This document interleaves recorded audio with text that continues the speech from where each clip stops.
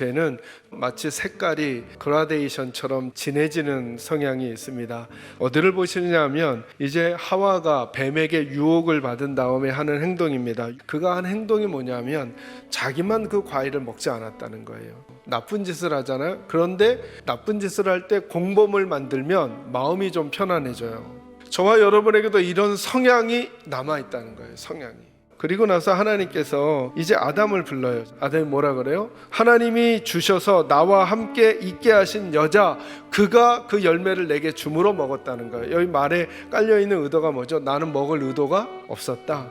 나는 죄를 지려고 했다, 안 했다? 안 했다. 그런데 누구 때문에? 하와 때문에 그렇게 됐다는 거예요. 이게 죄의 본성에 깔려있는 두 번째 아주 위험한 우리들의 성향이라는 거예요. 공범을 만들고 그리고 전가하는 거예요.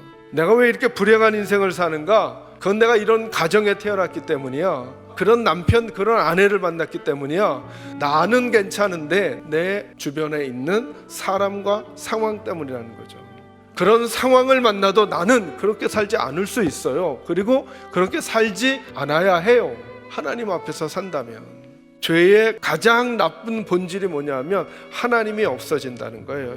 아담은 지금 하나님 없는 판단하는 거예요.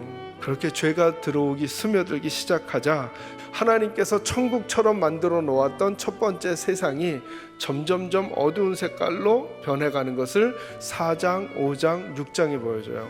이제 6장에서 죄의 절정에 이르게 되는 거예요.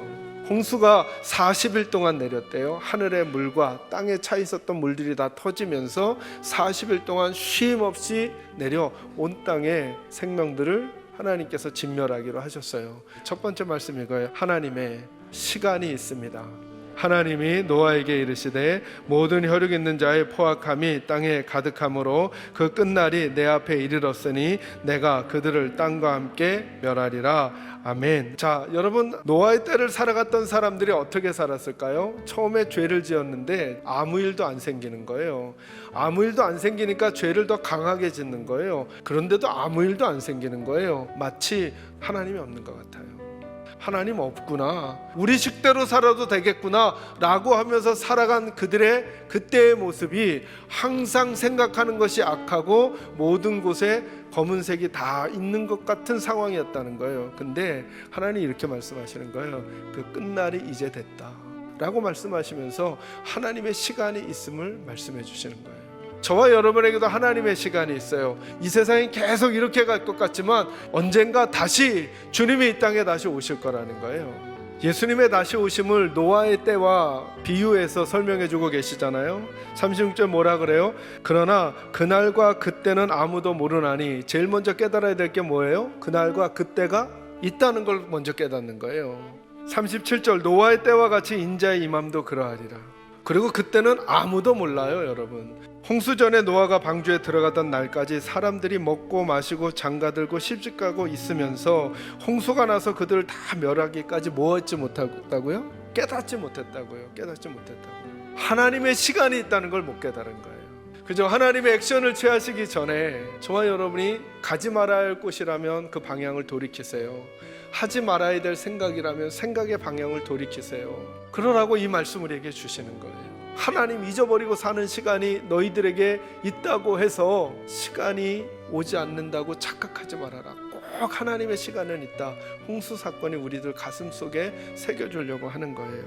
두 번째 말씀은 이거 한번 따라합니다. 구원은 하나님께로만 옵니다. 여러분, 노아의 홍수 하면 따라와야 되는 게 하나 더 있죠. 방주예요. 방주. 그러니까 여러분, 하나님이 심판하신다고 하면 꼭 전제가 있어요. 구원을 전제로 심판하시는 거예요. 구원은 하나님께서 우리들을 위해서 늘 예비하셔. 이건 하나님만이 하실 수 있는 거예요. 아담과 하와가 하나님의 말씀을 어기고 선악을 알게 하는 나무 열매를 먹고 난 다음에 그들이 하나님 앞에 부끄러워졌어요. 그래가지고 무화과 나무로 그 잎으로 뭘 만들어 입었다고요? 치마로. 그랬더니 하나님께서 나중에 그들에게 해주신 일이 하나 있어요. 자, 뭘 지어 입히셨대요? 가죽옷을. 자, 이런 느낌이죠. 나뭇잎은 일시적인 거고 가죽옷은 영원한 느낌이죠. 그죠? 그들의 수치와 부끄러움을 누가 진짜로 해결해 줄 수 있냐? 우리는 우리가 해결할 수 있을 것처럼 생각해요. 그래서 무화과 나무 잎과 같은 것으로 치마를 만들어 입고 우리를 숨긴다고 하는 거예요. 그러나 그건 일시적이라는 거예요. 그런데 하나님이 제공해 주시는 것이야말로 그들의 부끄러움과 치부를 가릴 수 있었다는 거예요. 내가 너로 여자와 원수가 되게 하고 내 후손도 여자의 후손과 원수가 되게 하리니 여자의 후손은 내 머리를 상하게 할 것이요 너는 그의 발꿈치를 상하게 할 것이니라 하시고 아멘. 머리가 깨지는 게 심각해요? 발꿈치를 물리는 게 심각해요? 머리가 깨지는 게. 사단의 머리가 깨지고 여자에게서 난 분이 발꿈치가 상한 것 같은 사건이 어디의 사건일까요? 십자가 사건이죠. 창세기 3장 속에 구원의 이야기를 하나님이 담아 놓으신 거예요. 그리고 구약을 통해 그 이야기를 점점점 넓게 진하게 선명하게 설명해 주시다가 예수 그리스도가 우리에게 오신 것이죠. 자, 이제 십자가 사건이 지났으니까 그러면 진리를 그대로 받아들이면 지금 사탄은 머리가 어떻게 돼 있어요? 깨졌어요. 완전 치명상을 입었다고요. 그런 예수 믿는 사람들이 사단을 무서워하면 안 되는 거죠. 왜요? 지금 뭐 했으니까?